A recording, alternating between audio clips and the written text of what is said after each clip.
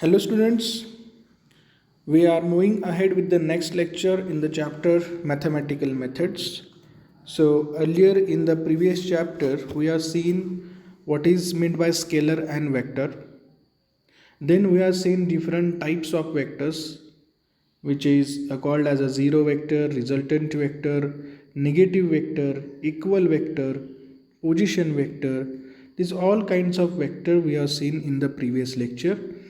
Now in this lecture we are going ahead with the new concepts or some vector operations like multiplication of vector, addition or subtraction of vector, different laws of vector addition and subtraction that we are going to study in this particular lecture.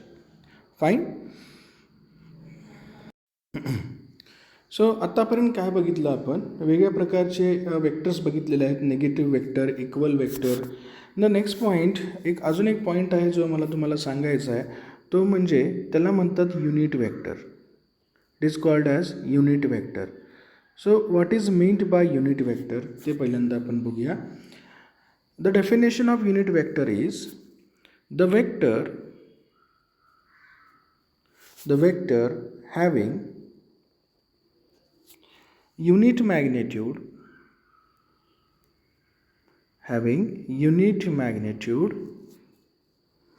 in a given direction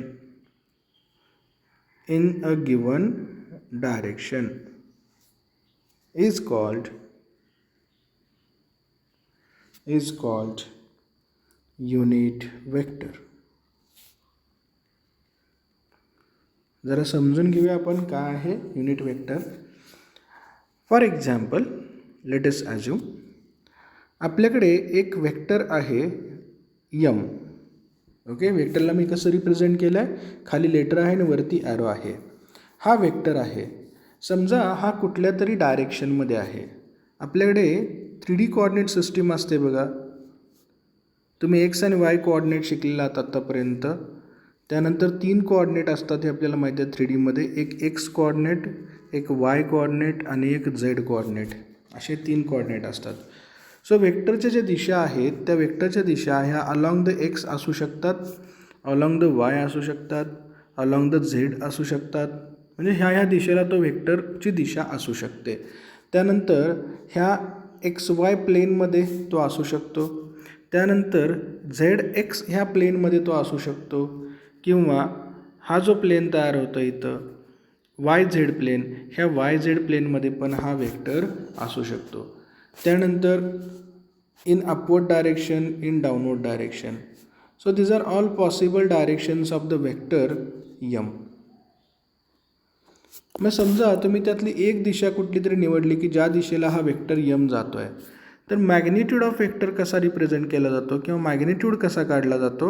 तर magnitude काढत असताना आपण घेतो mod of m vector m, किंवा फक्त ह्याला mod of M असं लिहिलं तरी चालतं आहे. मॅग्निट्यूड ऑफ दिस वेक्टर यम, वेक्टर इज यम bar and the magnitude of vector is given by this equation और this equation. This is the representation of magnitude of vector. Okay, समजा हे जे मॅग्निट्यूड आहे ते पण आणि ह्या वेक्टर पण काहीतरी नॉन झिरो क्वांटिटी आहेत. नॉन झिरो क्वांटिटी आहेत म्हणजे काय, हा वेक्टर झिरो वेक्टर नाही, हा वेक्टर झिरो वेक्टर नाही असं आपण ॲझ्युम करूया. मग समजा ही जर दिशा आहे एक्स, ह्या एक्स दिशेने हा वेक्टर असेल, तर एक्स दिशेने वेक्टर असताना ह्याचा युनिट वेक्टर तुम्ही कसा फाइंड आउट करणार. बघा मी पुन्हा एकदा काय सांगतो आहे. एक वेक्टर आहे यम बार, तो आहे एक्स डायरेक्शनमध्ये. कुठली डायरेक्शन तुम्ही चूज करा, मी ॲझ्युम केली एक्स डायरेक्शनमध्ये आहे. त्याचा मॅग्निट्यूड मी काढला, तो मॅग्निट्यूड आहे मॉड ऑफ यम बार किंवा मॉड ऑफ यम, हा त्याचा मॅग्निट्यूड आहे. ज्यावेळेस तुम्ही ह्या व्हेक्टरला त्याच्या मॅग्निट्यूडने डिवाईड करता, ज्यावेळेस तुम्ही या व्हेक्टरला त्याच्या मॅग्निट्यूडने डिवाईड करता, तुम्हाला त्या दिशेमध्ये त्याचा युनिट व्हेक्टर मिळतो. बघा मी काय सांगतो आहे. ज्यावेळेस तुम्ही ह्या व्हेक्टरला, हा जो वेक्टर आहे ह्या वेक्टरला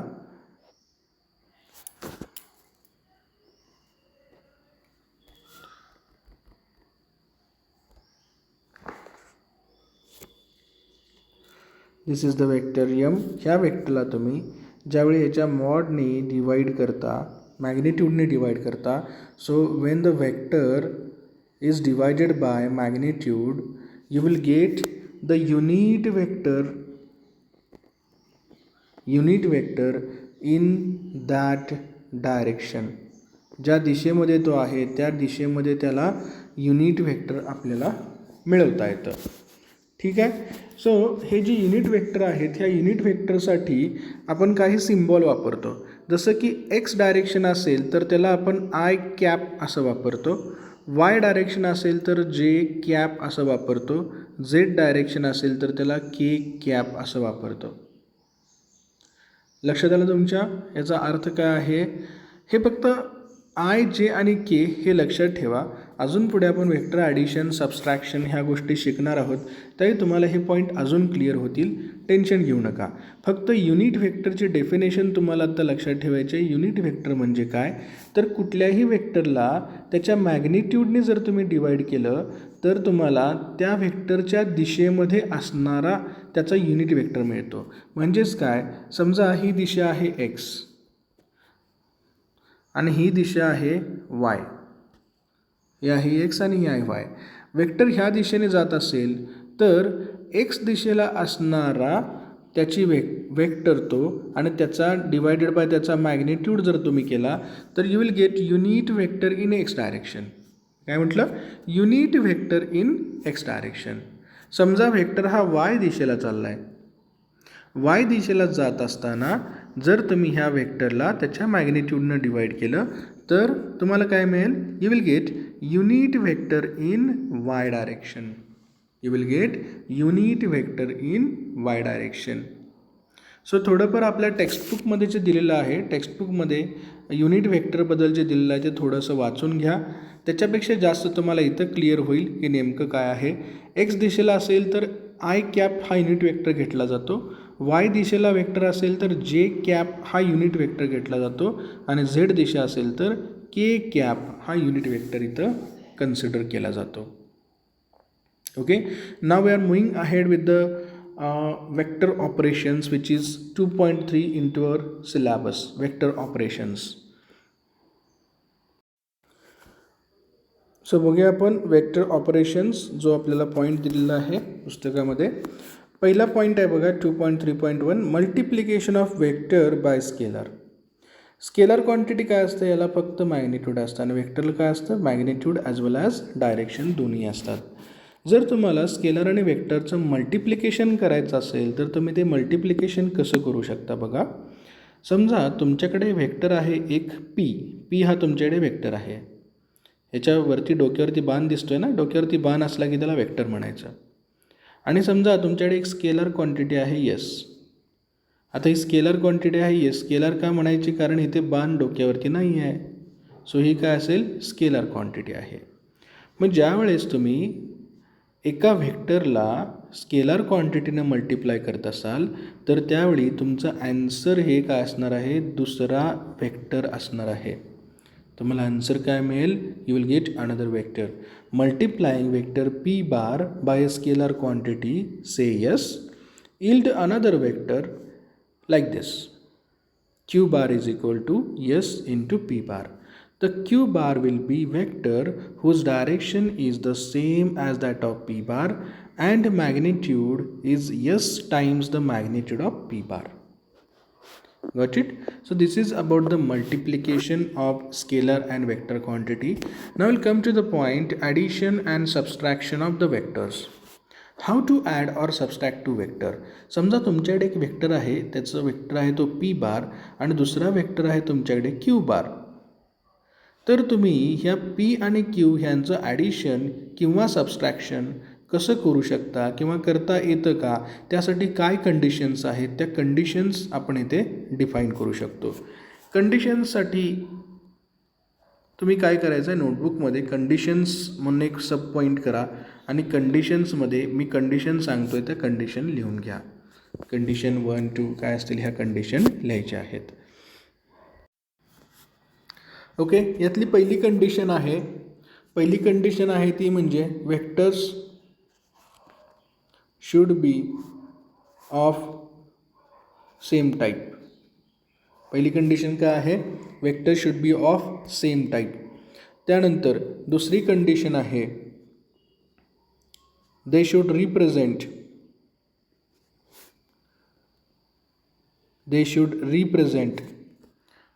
same physical quantity. They should represent the same physical quantity. This is the second condition. पहिली कंडिशन मी काय सांगितली, vector should be of same type, ते सेम टाईपचे असले पाहिजेत. दिस is the first condition.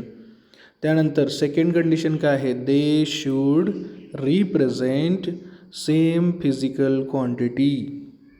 They should represent same physical quantity म्हणजे काय ते आपण बघूया पुढे इथं काय दिलेलं आहे.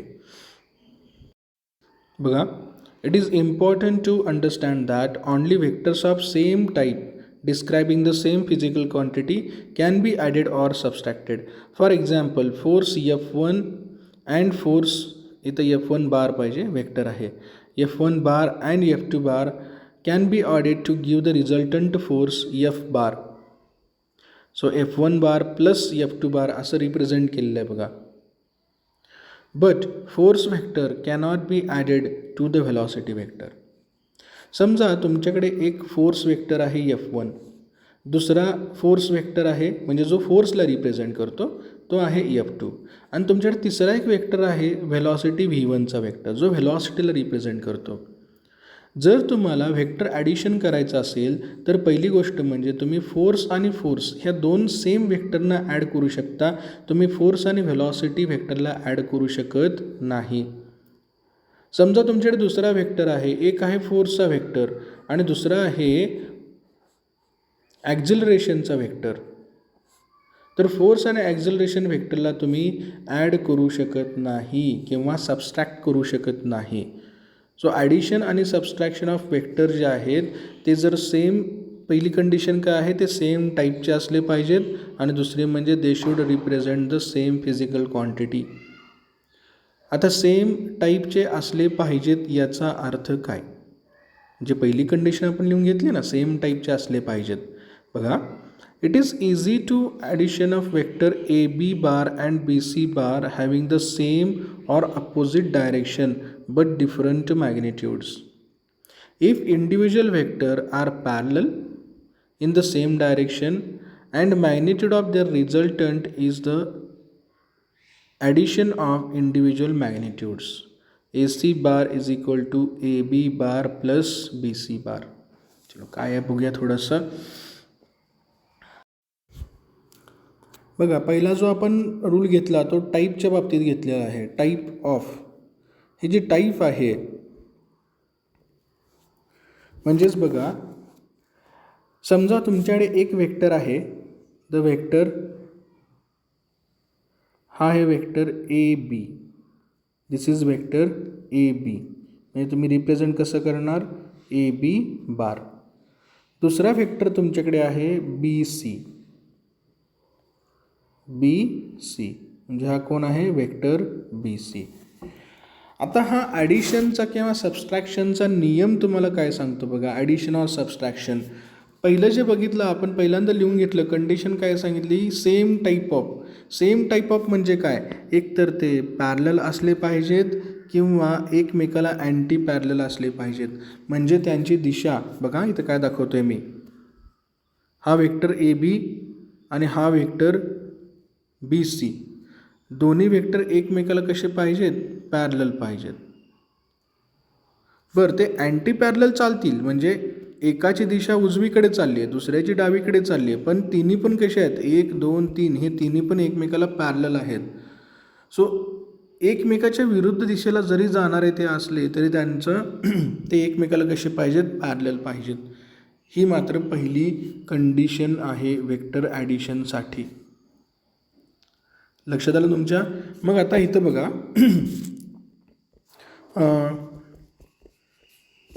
तुमच्याकडे आहे वेक्टर BC. समजा वेक्टर BC हा डिस्प्लेसमेंट रिप्रेझेंट करतो. ही डिस्प्लेसमेंट आहे 4 सेंटीमीटर, म्हणजे ह्याचा काय झाला, मॅग्नेट्यूड झाला ना BC वेक्टरचा. समजा ए बी व्हेक्टर पण डिस्प्लेसमेंटच प्रोड्यूस करतो किंवा डिस्प्लेसमेंट रिप्रेझेंट करतो आणि ती डिस्प्लेसमेंट आहे 5 सेंटीमीटर. ती डिस्प्लेसमेंट आहे किती? 5 सेंटीमीटर. म्हणजे व्हेक्टर ए बी आणि व्हेक्टर बी सी हे दोघं प्रत्येकी 5 सेंटीमीटर आणि 4 सेंटीमीटर इतकी डिस्प्लेसमेंट रिप्रेझेंट करतात. मग यांच्या दोघांचं तुम्ही ॲडिशन किंवा सबस्ट्रॅक्शन करू शकता. मध्ये ॲडिशन किंवा सबस्ट्रॅक्शन कसं होईल? जो रिझल्टंट व्हेक्टर असेल दोघांच्यापैकी, जो रिझल्टंट व्हेक्टर असेल म्हणजे ए सी बार, हा ए सी बार कसा असेल बघा, हा ए सी बार असेल असा ए सी, आणि याला तुम्ही काय म्हणाल? ए सी बार. इथं लक्षात घ्या ॲडिशनचा नियम काय सांगतो, हे 4 सेंटीमीटर अधिक 5 सेंटीमीटर, तर हा किती असेल? 9 सेंटीमीटर टोटल डिस्प्लेसमेंट रिप्रेझेंट करेल. So this is vector A C. Now you got it. So this is about the addition of vectors, की तुम्ही हे ॲडिशन करू शकता. आणि तुम्ही ॲज्युम करा की पॉझिटिव्ह डायरेक्शन असे म्हणजे उजवीकडे जात असेल तर त्याला पॉझिटिव्ह, डावीकडे जात असेल तर त्याला निगेटिव्ह. असे तुम्ही साईन कन्व्हेन्शन्स कुठलेही ॲज्युम करू शकता. ठीक आहे. जसं की आता सबस्ट्रॅक्शन करायचं असेल, समजा हा आहे तुमच्याकडे vector A B. Vector A बीचा मॅग्निट्यूड आहे 10 सेंटीमीटर, तो उजवीकडे जातो आहे. दुसरा ह्याला पॅरलल पण अपोजिट साईडला जाणारा दुसरा व्हेक्टर आहे तुमच्याकडे बी सी. ठीक आहे. आणि हा किती आहे? समजा 15 सेंटीमीटर आहे. तर मग ह्या दोघांचं सबस्ट्रॅक्शन केल्यानंतर, काय केल्यानंतर? सबस्ट्रॅक्शन केल्यानंतर किंवा ॲडिशन केल्यानंतर तुम्हाला काय व्हेक्टर मिळेल, काय क्वांटिटी मिळतील? बघा,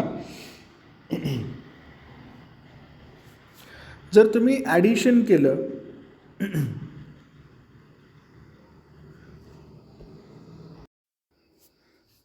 ओके, जो पुस्तकात एक्झाम्पल दिलं आहे ते थोडं मी एक्झाम्पल तुम्हाला दाखवतो. फिगर 2.4.A आणि फिगर 2.4.B, म्हणजे तुम्हाला पण हे रेफर करायला बरं पडेल. सो थोडंसं ते एक्झाम्पल आपण चेक करूया. Okay. So figure number 2.4.A मध्ये काय दिलं आहे बघा, 2.4.A, this is the figure. ह्या फिगरमध्ये दिलेलं आहे व्हेक्टर ए बी. हा दिलेला आहे व्हेक्टर ए बी. ह्या व्हेक्टर ए बीचा मॅग्निट्यूड दिलेला आहे 5 सेंटीमीटर. हा एक डिस्प्लेसमेंट व्हेक्टर रिप्रेझेंट करतो म्हणा. त्यानंतर दुसरा व्हेक्टर आहे व्हेक्टर बी सी. हा आहे 7 सेंटीमीटर डिस्प्लेसमेंट रिप्रेझेंट करतो आहे. आता व्हेक्टर ए बी आणि व्हेक्टर बी सी ह्यांना तुम्ही ॲड करू शकता. कधी ॲड करू शकता? जर ते एकमेकाला पॅरलल असतील तर आणि एकाच दिशेमध्ये जात असतील तर. म्हणजेच ह्या दोघांचं ॲडिशन करून जो तुम्हाला रिझल्टंट व्हेक्टर मिळेल त्या व्हेक्टरला आपण म्हणूया व्हेक्टर ए सी. आणि हा जो व्हेक्टर ए सी असेल ह्याचा मॅग्निट्यूड काय असेल तर 5 + 7, it will be 12 centimetre. So it is just a simple addition of vectors. It is called addition of vectors. But the condition for the addition of vectors is they should be of a same type. ते same टाईपचे असले पाहिजेत. म्हणजेच काय तर एकतर parallel किंवा anti parallel. Fine. And they should represent the same physical quantities. So डिस्प्लेसमेंटचा व्हेक्टर हा तुम्ही फक्त डिस्प्लेसमेंटसोबतच ॲड करू शकता, व्हेलॉसिटीसोबत ॲड करू शकत नाही. 2 व्हेलॉसिटीचे व्हेक्टर तुम्ही ॲड करू शकता, 2 ॲक्झलरेशनचे व्हेक्टर ॲड करू शकता, पण डिफरंट फिजिकल क्वांटिटीचे व्हेक्टर तुम्ही ॲड करू शकत नाही. Take an another example. दुसरं एक एक्झाम्पल बघूया आपण. एक एक्झाम्पल दिलेलं आहे. एक व्हेक्टर ए बी आहे जो फोर्स रिप्रेझेंट करतो. Vector A B. This vector A B represent the force as 11 newton. आणि ह्याला दुसरा एक व्हेक्टर आहे जो अँटी पॅरलल आहे, म्हणजे ए बीच्या दिशेच्या बरोबर तो अपोजिट आहे आणि त्याची व्हॅल्यू किती आहे? 5 न्यूटन आहे. या व्हेक्टरला मी बी सी म्हणतो. दिस इज व्हेक्टर बी सी. आता इथं ह्या 2 व्हेक्टरचं जेव्हा तुम्ही ॲडिशन करणार आहात, आता हे ॲडिशन न करता तुम्हाला इथं काय करायला लागणार आहे, सबस्ट्रॅक्शन करायला लागणार आहे. सबस्ट्रॅक्शन आपण कधी करणार आहोत, जर व्हेक्टरची दिशा एकमेकाला अपोजिट असेल तर. बघा ए बी व्हेक्टर हा उजवीकडे जातो आहे आणि बी सी व्हेक्टर हा डावीकडे जातो आहे. So they are having the opposite direction. When two vectors are having opposite direction, then according to the rule of addition and subtraction, you have to subtract the vector from each other. So इथं आता opposite असल्यामुळं जो resultant vector असेल तो काय असेल बघा, resultant vector will be 11 minus 5 that will be 6 Newton. आणि याची दिशा कशी असेल, उजवीकडे असेल की डावीकडे असेल, काय असेल बघा, उजवीकडे की डावीकडे. 11 न्यूटन हा उजवीकडे जातो आहे, 5 न्यूटन हा डावीकडे जातो आहे. रिझल्टंट वेक्टर जो असेल तो हा 11 न्यूटन 5पेक्षा जास्त असल्यामुळे, उजवीकडचा वेक्टर जास्त असल्यामुळे त्याची दिशा कुठं असेल, उजवीकडे असेल. म्हणजे हा काय होईल आता, vector A C. So vector A C will be resultant vector. AC vector is the resultant vector and which is having the magnitude of 6 Newton. So this is about the vector addition and subtraction rule. In the next lecture we are going to study the triangle law of vector addition and parallelogram law of vector addition. ठीक है. After this lecture, this chapter is going to be more interesting in the scalar and vector. आपण बरेच ह्याच्यावरती scalar वेक्टरचे काही numericals पण छान solve करणार आहोत. सो जस्ट आता जे लेक्चर झालेलं आहे ह्याच्यातून जे तुम्हाला नोट्स मिळत आहेत त्या नोट्स तुम्ही नोट डाऊन करून घ्यायचे आहेत आणि एकदा पुस्तकातून पण हे पॉईंट वाचायचे आहेत. ओके.